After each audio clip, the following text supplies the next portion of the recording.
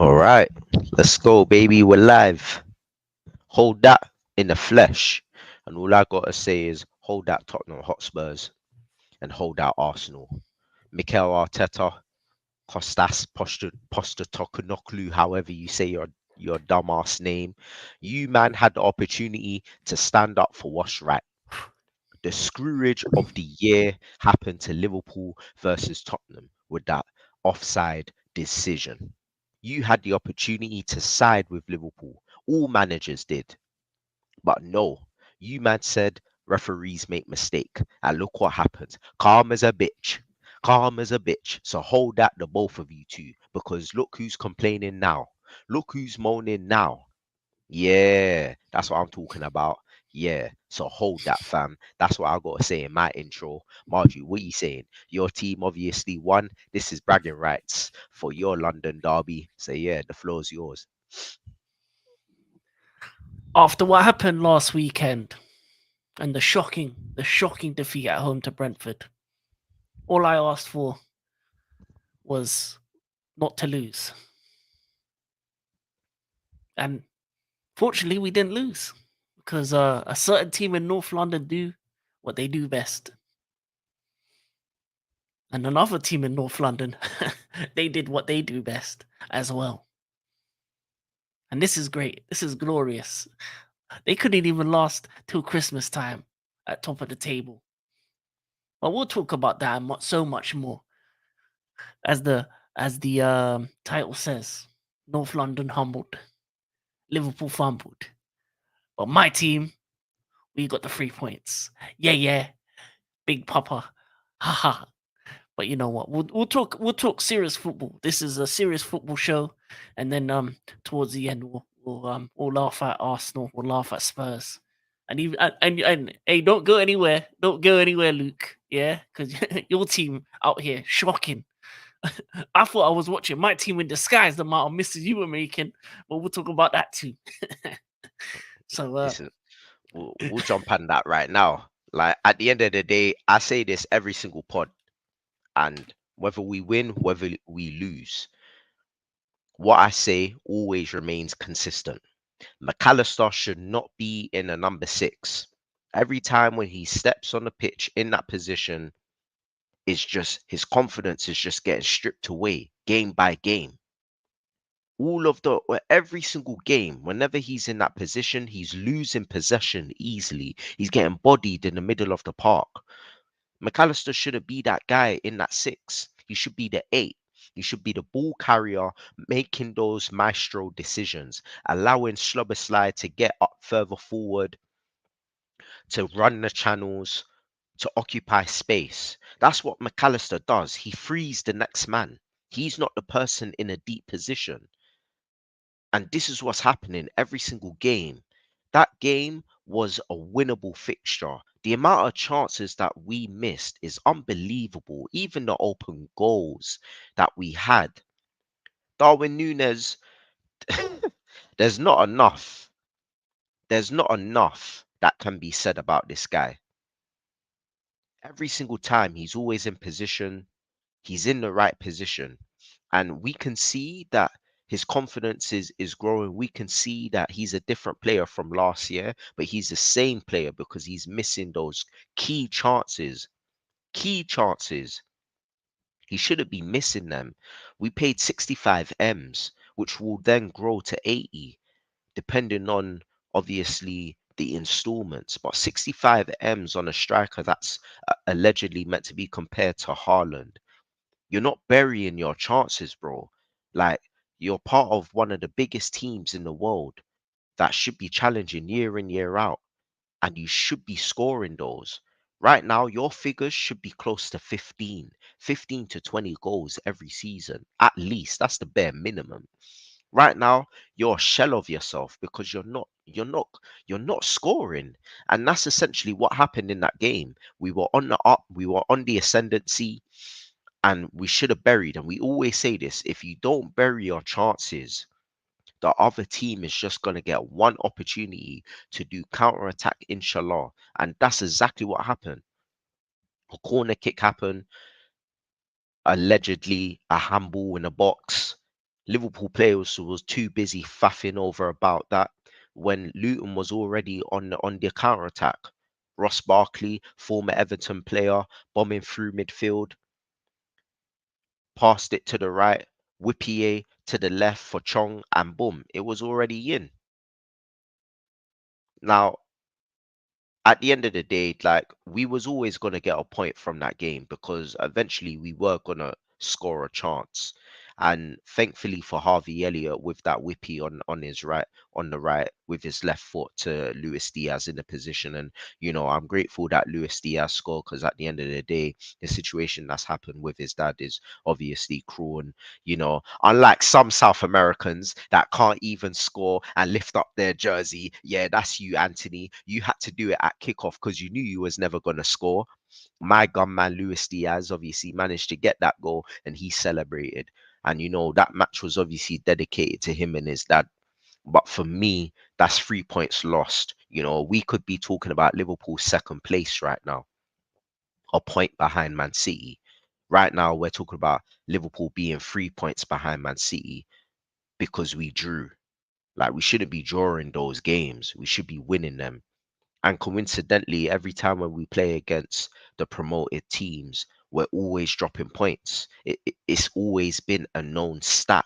And I don't get why we're always playing the same type of style or the same type of way against these low block defenses that play to counter attack us. You should be able to be switched on at all times when it comes to defense. No one's asking you to put 10, 11 men in a box. At least have more players sitting back on the edge of the D so that you're ready for that counter attack. It's just it's just common sense. Like coaching goes out of the window in that Luton goal. It's common sense. You know that you're trying to win a game. You don't need to over press and put everyone in that box. Play smart. Like play smart. We have so many experienced players in that Liverpool team. Someone should have said, you know what? At least have 5 man on the edge of the D or even across the pitch and have 5 man in a box. That way, if Luton were to counter attack, we got 5 players. So it's no longer 3v3. Now it's a 5v3, and high chances we'll clamp one of those Luton players and we'll get that goal back. We'll get that ball back. Like for me, it was just disappointing to see. I think, as I keep on saying every single pod, if McAllister keeps on playing in that role, this isn't going to be the only game that we're going to drop 3 points. We're going to drop more 3 points. Man City is around the corner after Brentford. Like right now, we can't afford to have McAllister there against Man City. And I'm actually grateful that McAllister's been suspended because now it allows Klopp to think, you know what, I need to play Endo in this position. I need to play Endo, and McAllister can go away, get his confidence back up, and then come back in the team. Endo's already proven himself, so he shouldn't get dropped. McAllister can then play in the eight. Like that's what should be happening. So I'm actually glad he got it because I'm sick and tired of seeing McAllister in that six. So I'm happy he got suspended. So like for me, we've seen countless of times with McAllister that it's not working. You got Gravenberch there. He's tall. He's 6'3", 6'2". He's athletic. He's mobile. He's agile. He's able to get in the tackle. He's able to have that agility, that half turn of pace that you need in that sixth position. You need to have that half turn. He's able to do that. And I feel like we're missing a trick with him not being in that role and allowing McAllister to change positions. I don't know what Jurgen Klopp is seeing on the training ground, which is making him think that six is working with him. But this is just a reoccurring theme of Jurgen Klopp being stubborn and not listening to what he's seeing. And if it's not working, then you need to be smart enough to fix it. The best of managers done it. Mourinho done it. Ferguson done it. Wenger, to a certain degree, done it. Sometimes you have to be able, if a system's not working or a player's not working in that position, you have to. This is why you make the big bucks. This is why you earn the money that you're earning because you're making those crucial decisions to turn those L's to a W. And he's just not doing it. He's too loyal to these players and not making the right decisions. And will always be the downfall of Jurgen Klopp. And this is exactly why we're not going to be challenging, because he's making those rookie mistakes early. Right now, while teams are just fumbling the bag, you need to be capitalizing. You need to be on Man City's shoulders saying, yeah, I'm on your ass. Yeah, this is I'm here. I'm here to challenge. This isn't going to be a one horse race. So yeah, man, that's all I gotta say about my team, man. Like, it was a disappointing game, as always. It was a game that Liverpool's attacking threat was lauded, and our attacking threat will always be lauded. I just think, as always, with McAllister there, we're just not gonna go anywhere. We'll be in top four, and we will remain in top four, but we're not gonna challenge City because of those rookie mistakes, as I said. But good point for Luton.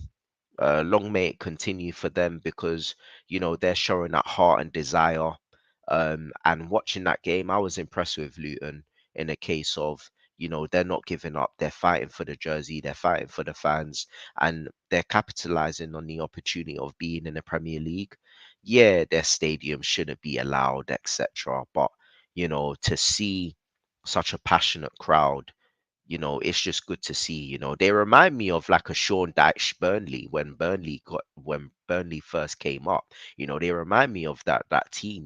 They're very rigid in defense. They're compact, and when they're ready to counterattack, they can, because they got the pace. Burnley didn't really have the pace back then under Sean Dyche, but this is Burnley 2.0. Luton's got the pace, which obviously Burnley didn't have. So I think, I'm not saying that they're going to stay up, but it's just good to see, that they're not lying down. Basically, they're not like a Sheffield United, like getting battered left, right, and center. At least they're giving it a go.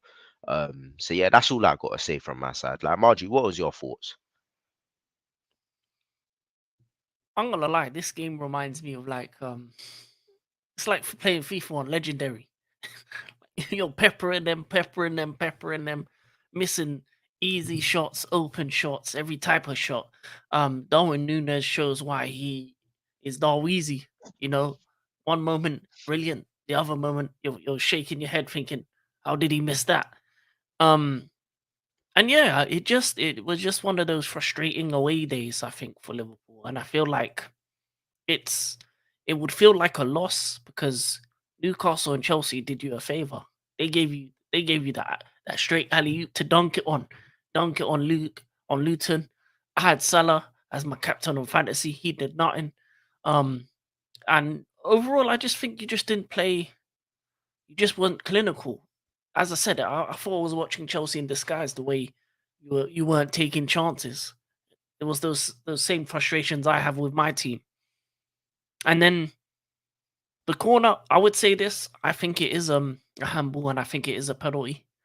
Um, Even though he's got his back turned, you can't have your hand in an unnatural position. Um, that's the rules, right? So yet again, referees, VAR not following the rules, but we move. That the counter attack was smooth. Ross Barkley said, "Yeah, Liverpool, remember me? I came back around." Man was wearing the Everton blue when he was running through. Man was going back to prime Ross Barkley. Um, balling into the winger. I don't know his name, and then yeah, to beat a Chong, a former Man United player. So it was former Man United and former Everton players came back around and said, "Yeah, Liverpool, oh that," and and yeah, it was a lovely counter attacking move. And then you know what? Of all players to get you the point back, Luis Diaz after his situation, free his father. Thankfully, his mum is free as well. So, Colombia is a crazy situation. But for him to score that goal and be able to show his shirt off, I think that was great. But I think it would be frustrating for Liverpool because these are the type of games that you need to win. When other teams around you are dropping points and you have the opportunity to get into that second slot comfortably, show, the position that I thought you would be in, you let me down. You let Liverpool, the players, they let the fans down in that game because there's no excuses to dropping points to Luton. I don't care how many you need. I don't care if you need 100 shots. You should have scored more than one goal against Luton Town, bottom of the table. If this was any other team, we'd be laughing right now. We'd be taking the mick. If this was Arsenal, if this was Tottenham, if this was my team, I'd have the mask on right now. So I don't know why your mate face out here with your team acting the way it was. Because out of all the performances, this was the most disgraceful of the weekend. And it was a draw. So yeah, Liverpool need to pattern up. Klopp needs to start using Endo. Sipping on that G and N juice, smoking that Endo. Yeah, we need the Endo in the DM. And then in January, you know what you need. You need a DM. You need a centre back. You may need another attacker because why not? Let it fly. And yeah. But overall, it's just one of those frustrating games. As I said, it's FIFA on Legendary. You do everything to score a goal, and then they come with them Banduli counter attacks out of nowhere. Scripting.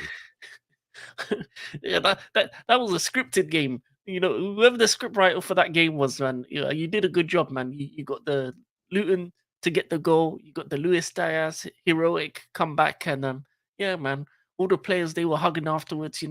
Hugging up Luis Diaz. They were like, "Yeah, man, it's okay that you scored against us. It's all good. We're Luton. We're in the championship next season anyway. Good luck for your rest of your season." And yeah, that's what it was. But yeah, that's all I gotta say. Yeah, man. So obviously, yeah, we move on to the controversy. The controversy for the two games. So obviously, we'll start off with Newcastle versus Arsenal. I think outside of the one decision that Arsenal got, I think Arsenal got screwed that game. I think Kai Havertz should have got sent off. I think that was a ridiculous challenge. Blade showing, stud showing. He went in on whoever it was. I don't give it. I don't care. But he just slid in, and my man was smiling about it as well. Like that's a vial, bruv. If I was Newcastle, yeah, I don't know if I would bang man, and just risk the 1 year suspension because man had the smile on his face to say, yeah, I did that. Like what? I would have what are you mad? Man didn't care, bruv. I was like, yeah, whoop. And man was smiling like, yeah, I'm not gonna get red carded because I know what the referees are and I know what the officials are, and they ain't on nothing, bruv. They ain't gonna send me off, and they didn't even send him off. Like I was thinking, wow, like, and the thing is, like, that whole game was similar to um it was similar to the Chelsea Tottenham game in the sense of it was just pure raw emotion.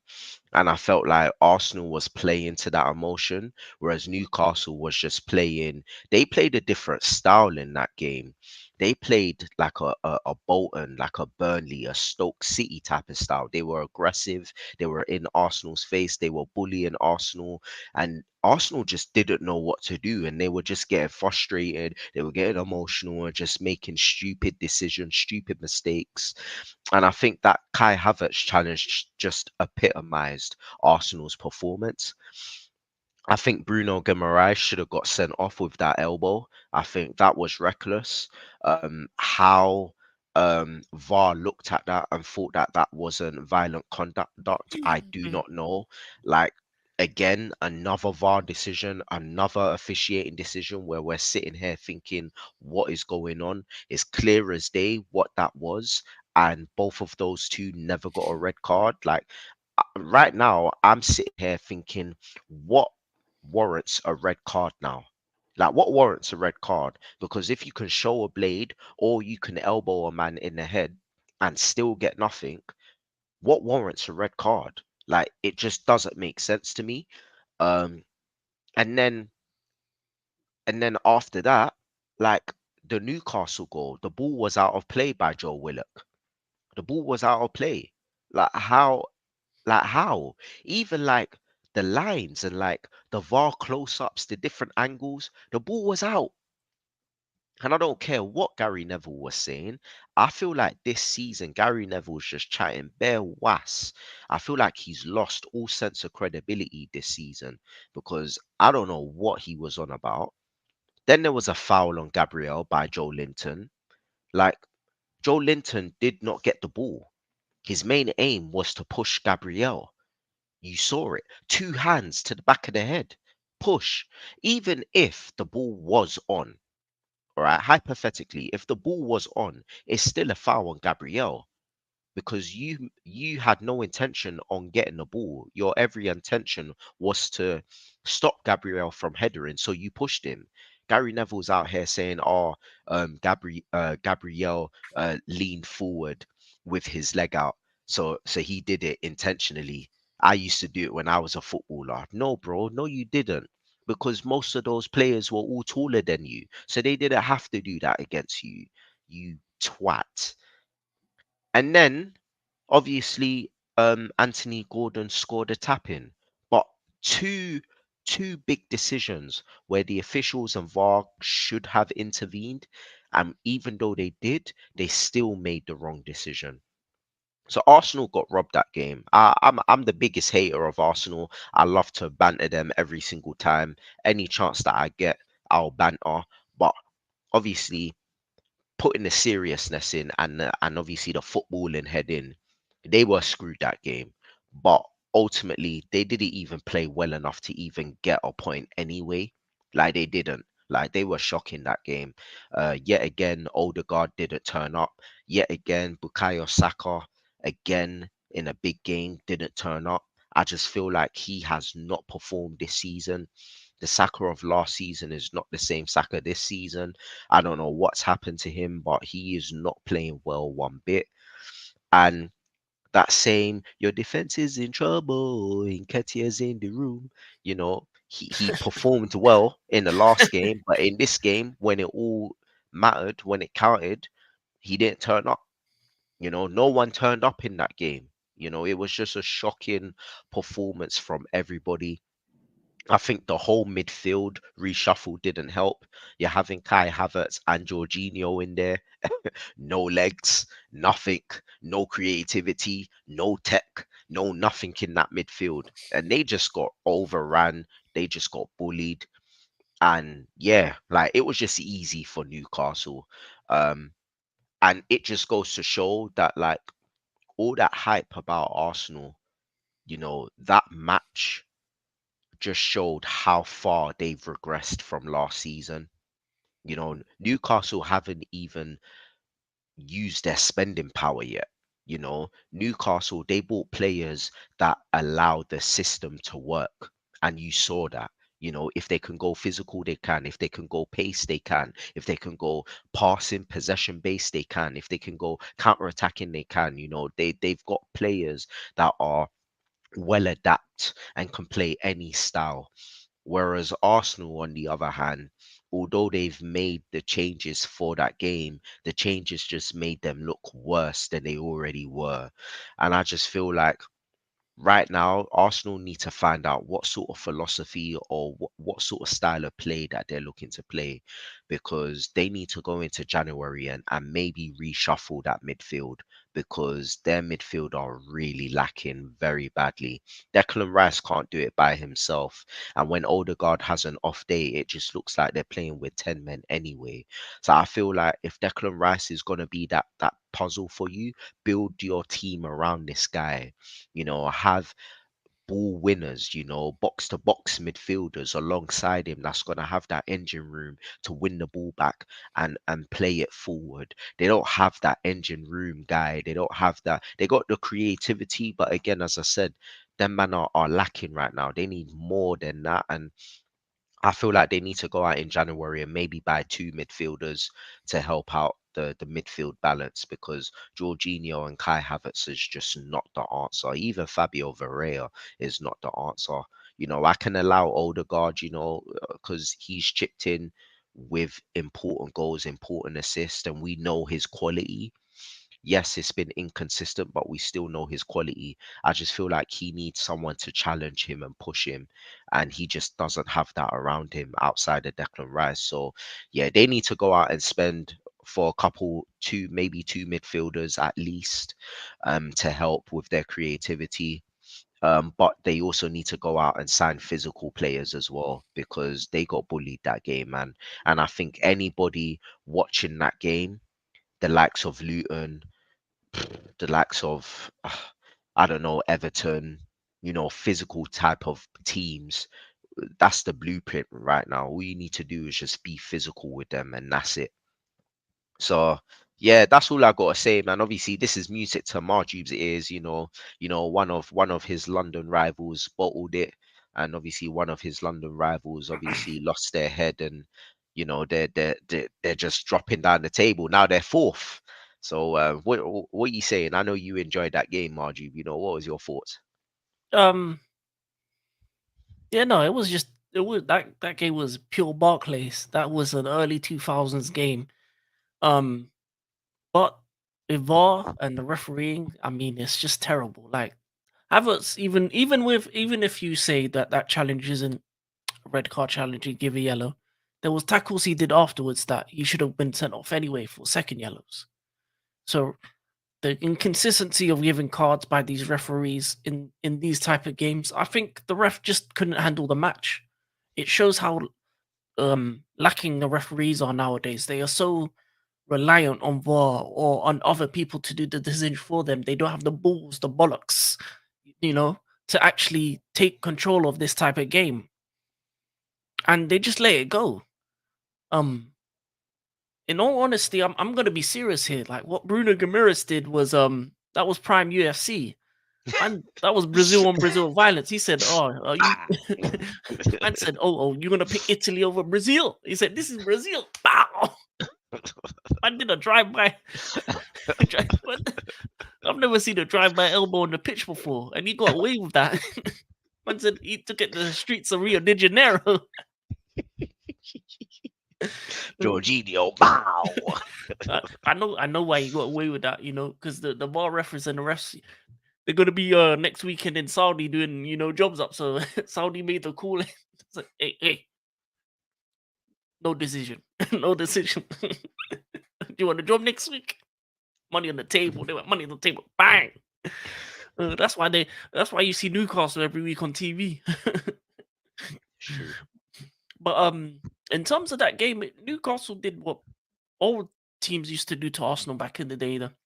As you said, the Boltons, the Birminghams, the teams that were just rough. They had a more physical team than Arsenal. And the reality is this: even though Kai Havertz was putting himself about there, he's not that kind of player. Jorginho isn't.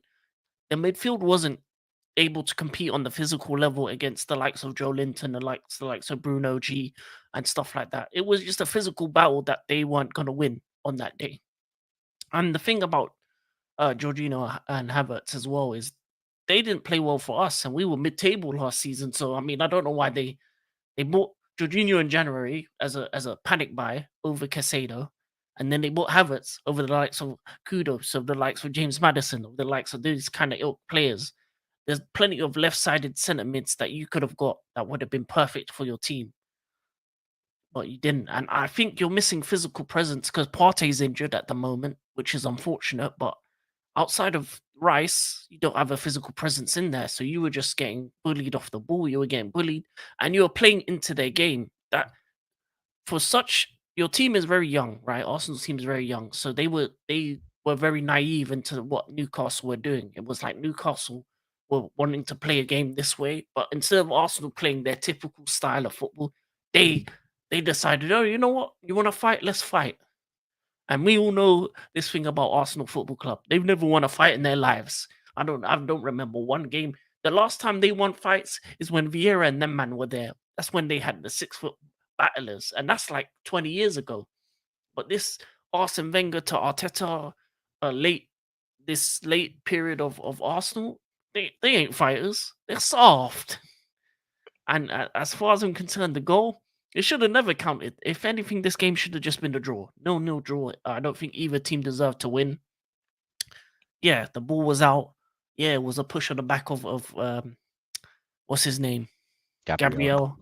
Yeah, the ball. Yeah, they were offside as well. I mean, all three decisions were wrong. That man did 3 checks and got them all wrong. They got the green checks from the Saudi. That's what. Oh, I got the first check complete. I got the second check complete. I got the third check complete. And then, go. And you're just sitting there like thinking all that just for Newcastle to get that 1-0 win. And yeah, it's unfortunate that Arsenal lost the game, but they did. But that's the thing about Premier League nowadays. You can't rely on the refs. Liverpool couldn't rely on the refs on a blatant handball, and that cost them points. Arsenal can't rely on the refs. You can't be doing up. And you know what's the worst thing about it is them man with Arteta on the post conference, talking was, yeah, saying PGMOL and things. You weren't saying that when Liverpool were doing the travesty. You were deflecting. You were you weren't backing Klopp back then. And you know what the worst thing is? You thought, yeah, no, let's do a Liverpool. Let's put out a statement. Statement for what? That's not subjective decisions. They got robbed. They got a blatant goal robbed, yeah, and you are doing subjectiveness, yeah, subjective decisions, thinking you could put out a statement. You know what that statement read? We are soft. We are Arsenal.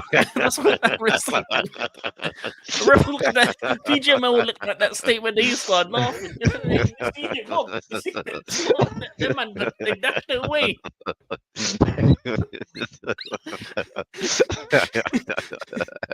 They ain't got minerals like Liverpool, fam. The ref got Yeah. sacked. He no longer refs our game anymore, fam. Them man are laughing at Arsenal right now. They thought that they were Liverpool. Nah, we ain't taking it seriously. They saw that email and deleted it. Complaints? We never saw anything. All right, next week. But yeah, in all seriousness, yeah, it was a travesty of a game in terms of the refs couldn't handle it. VAR was made the wrong decisions, and yeah, it should have just been a 0-0. But it would have been drop points either way. And I think that's Newcastle wanted. They didn't want to win that game, and Arsenal didn't do anything to win that game. So I feel like Arsenal aren't the same as they were last season, and it's shown. And they've been very lucky in previous games not to lose against us and other teams. So sometimes the luck doesn't go your way, and that's what happened. That's what this game was. The luck didn't go your way today, Arsenal. Like against Chelsea, your luck went your way. Sanchez gave the ball perfectly to Declan Rice. You score, you come back 2-2. If Eddie was a good striker, that could have been 3-2. But this game, your luck just wasn't on your side. It wasn't your rubber the green. And listen, we can complain about VAR and all that and the refereeings, but if they're not changing, what's the point? Liverpool put out a statement earlier on a travesty. The ref, hell, you know what happened to this Anthony Taylor guy? Man had a week off in the championship, and then they brought him back. And guess what? What game he's managing? Your Chelsea, game Man versus Man City next City. weekend. Yeah. And the mild decision, chalk that game off. We've lost. Yeah, we're gonna be down to 8 men by the end of that game. That man's got more hair than sense, and he ain't got no hair. Fun that guy anyway. But anyway, I do feel sorry for the Arsenal fans because you feel like you just got shot in the back, but it is what it is. You just gotta move on. Gotta stand with Arteta in your club and move on to the next game. And I don't think Arsenal are winning anything this season. And the other thing I need to talk about is what they did in the League Cup, and thinking that's okay to lose in the League Cup and then to lose in the weekend. Why do you keep doing this bigger fish to fry stuff? You tried that last season. It did not work. Any competition Arsenal are in, they need to win. Because this squad needs to win trophies. In the end of the day, when you have a group of players together, they need to win something in order for them to feel like, okay, what this manager is doing, what we're doing makes sense. A League Cup can be a catalyst to big things that happened when Chelsea with Jose Mourinho. That's happened with City and Pep. That could have been Arsenal and Arteta, but you let go this trophy for what? To lose the next game. Because what now? You're not winning the league. The FA Cup's going to be even the same amount of level of difficult to win. Champions League is a no go because let's be honest, round of 16, that's 5-1 PAM settings. We know you're getting Bayern Munich, and Harry Kane's licking his lips because man's out there scoring goals, hat tricks on hat tricks. He's got a hat trick with your name on it. You look around the corner. It's Kane. It's Kane. He's gonna come up from the ground like the actual Kane in WWE style. It's me, Arsenal. I returned. We know what's gonna happen, but yeah, we'll move on to the most controversial game, the game that people were saying is game of the season out here. But you know what? I'll let you start off. Well, I'll keep mine short and sweet. I only saw a couple of the highlights on certain things. And yeah, like outside of the decisions that pretty much changed the course of the game, really. Like, not to say Tottenham should have won.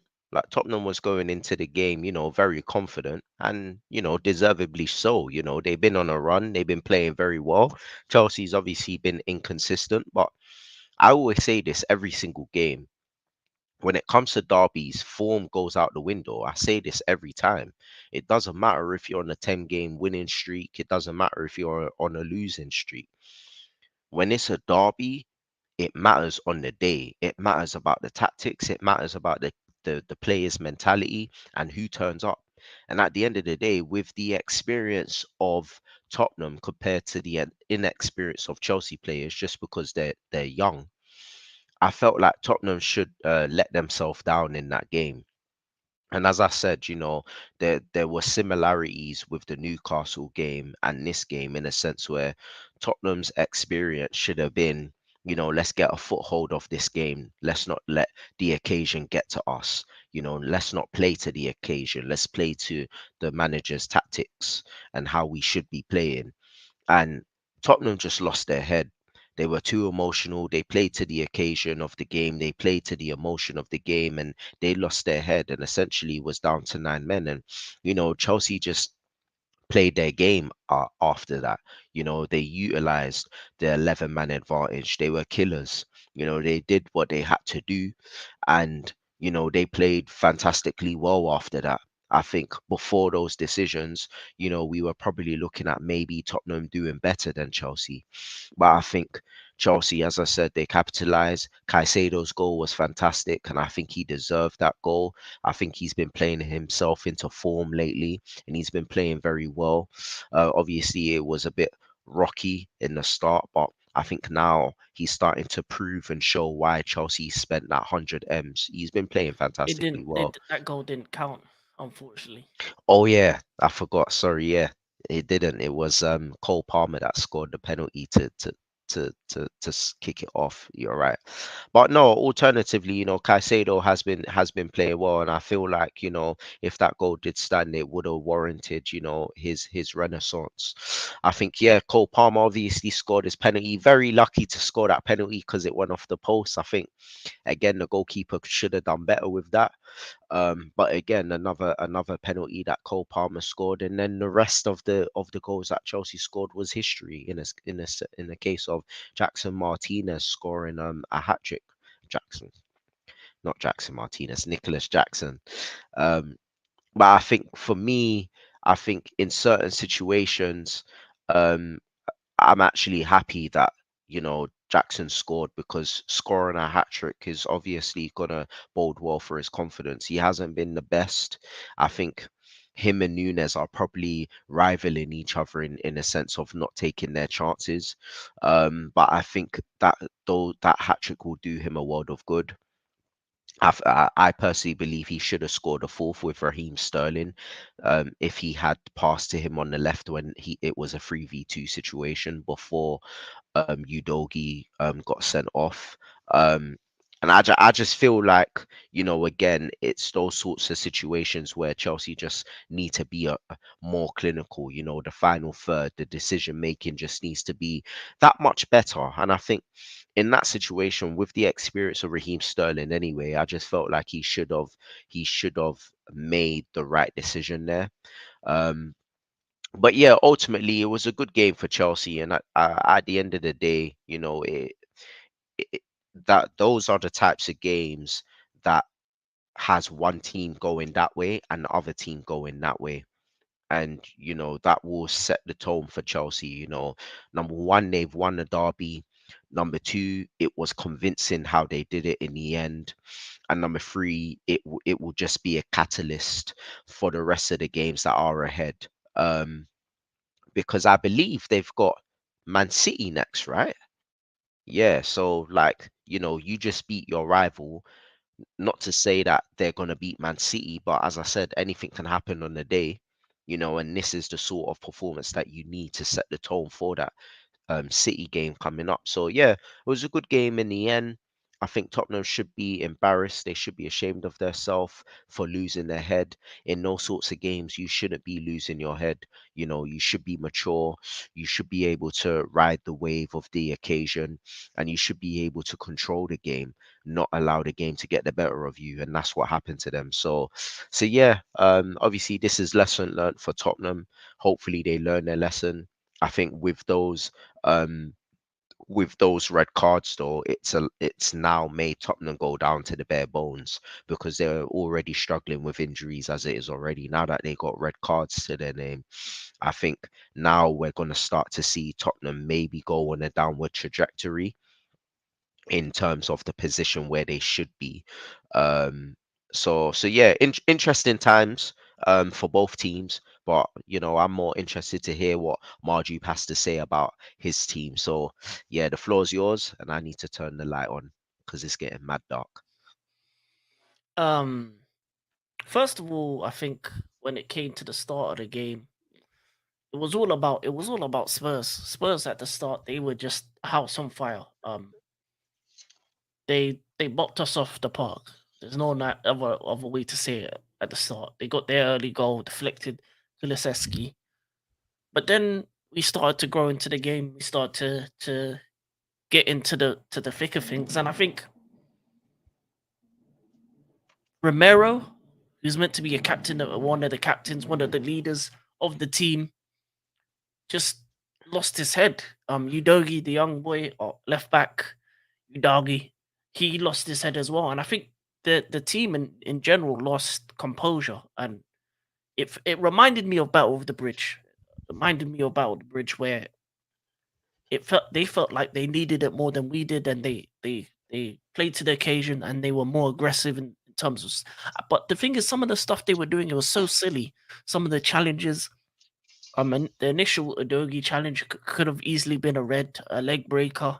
Um, Romero kicking out at Colwell. I mean, Chelsea played to the advantage of that and got into the head, so to speak. And for an inexperienced team to do that to you is very silly because you up to the point of the red cards, it was like Tottenham were going to win this game. If this was 11v11, it could have gone either way. Most likely Tottenham to win, but they lost it for themselves. They lost it for themselves by doing dangerous tackles, having silly moments.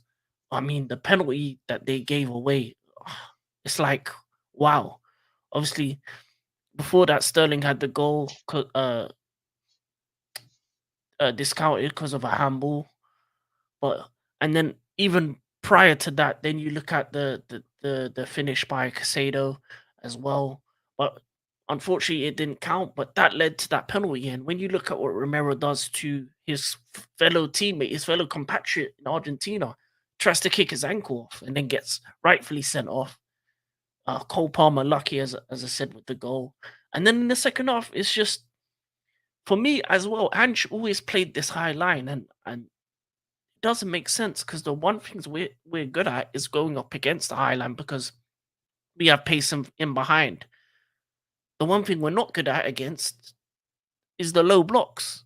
And sometimes when you lose a player, when you're down to 10 men, you got to change your system. You got to change to adapt to the team you're playing against. And Ange Postecoglou, that man there just was so engrossed in just sticking to his principle that if this was any other team, if this was a clinical Liverpool or City or Arsenal on fire, this could have been 8-9-1 because the amount of chances that we had in that second half, we were not clinical for most of the second half. I do believe, and even their second red comes from the lack of clinicality in terms of the counter attack. Because Sterling makes the wrong decision not to pass to Jackson. He gets the ball back, and then Udogie with another wild challenge. But when before the first half, you lose Madison, you lose Van de Ven, you have no Romero, so you're playing with the likes of Dyer and your backup players in your back four with 10 men, and you're still doing the high line with 9 men still doing the high line. It does not make sense for you to continue to do that high line because eventually we're going to take our chances, because when you give a team chance after chance after chance, eventually you're going to score. And Jackson towards the end got his shooting boots on. He's very frustrating. It's funny that you have a striker that scores a hat trick, but you're still complaining about the amount of chances. He could have got double. He could have got 6 goals in that game if the team in general was more clinical in terms of the counter attacking, in terms of the attacking, because they were playing such a high line that all it needed was a bit of just composure, a bit of composure in terms of attacking against them, because they were doing the same thing and they don't have fast defenders.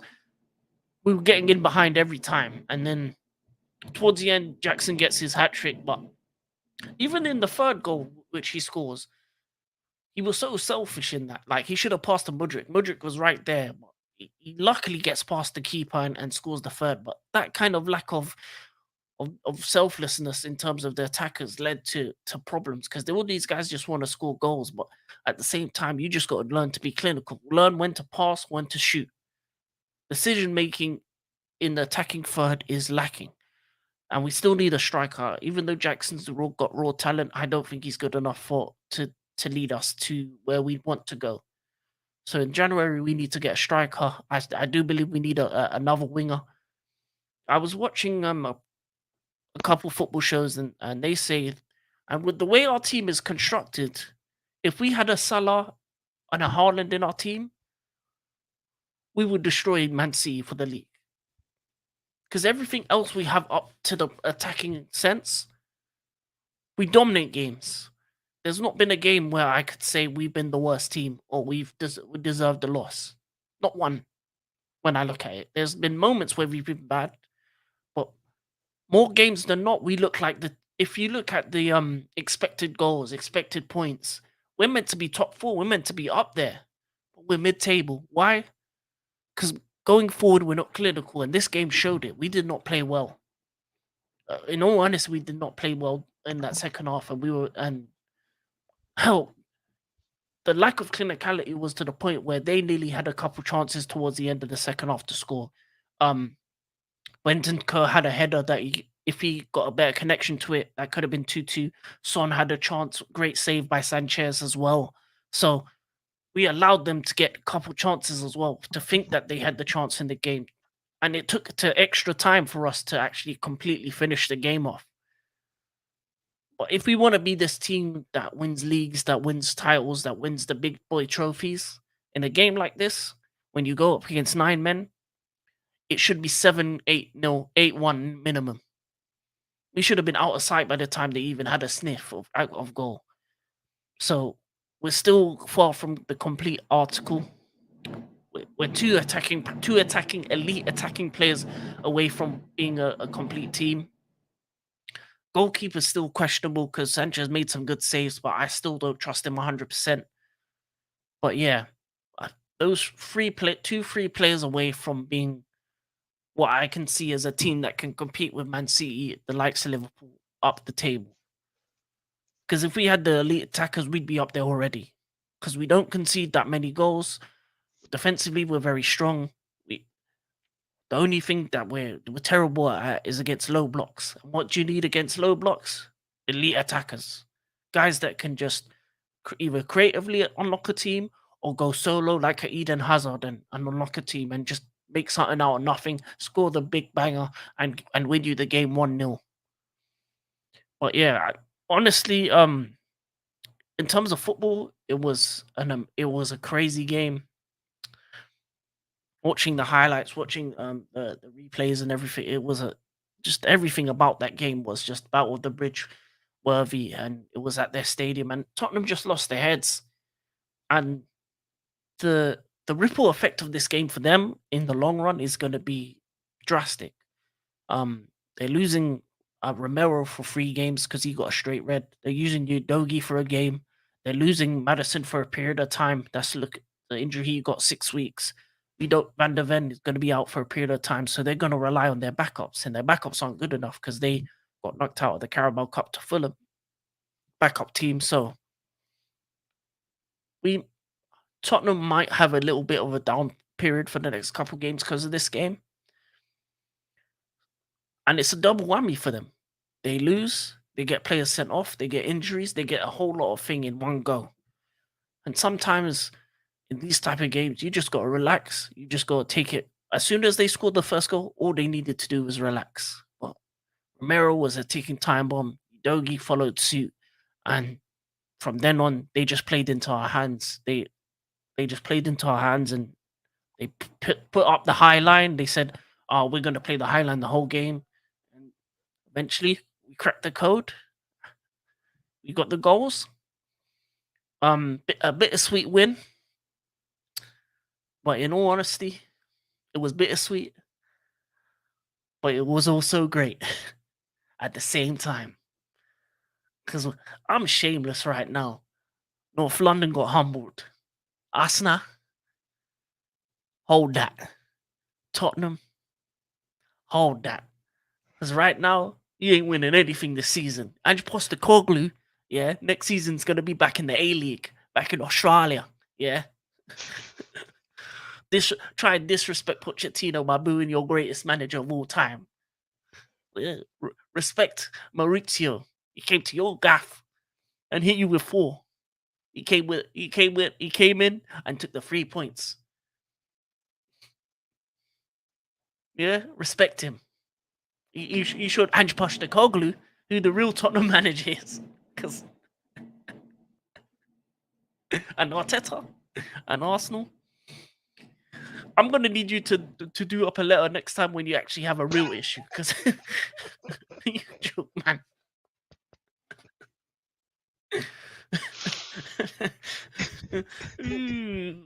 Subjective decision won't go our way. We lost. That's why you're soft ass team that don't win nothing.